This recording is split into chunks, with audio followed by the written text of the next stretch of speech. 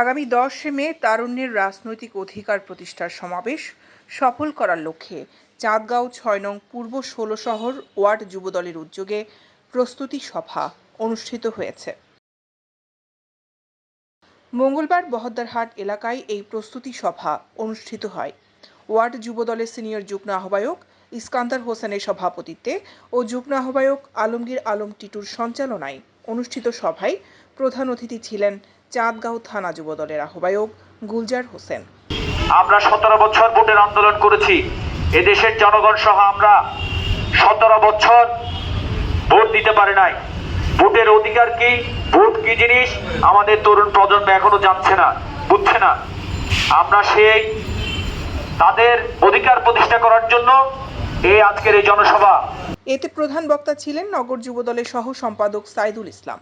বিশেষ অতিথি ছিলেন নগর যুবদলের সদস্য জাহিরু মাসুদ, থানা যুবদলের সিনিয়র যুগ্ম আহ্বায়ক মোর্শেদ কামাল সহ ওয়ার্ডের সকল পর্যায়ের অন্যান্য নেতৃবৃন্দ।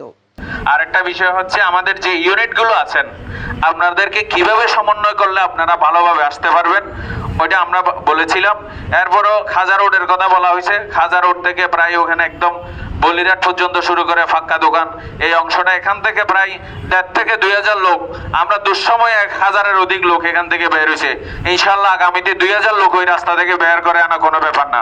তারুণের যে অধিকার, এই যে দেশ নায়ক, আমাদের দেশ নায়ক জনাব তারেক রহমান যে বার্তাটা দিয়েছে তারুণের অধিকার যে সমাবেশটা করার জন্য, শুধু এটা সফল করবেন না, এটা আপনার অধিকারের জন্য আপনি ওই সমাবেশে উপস্থিত করবেন।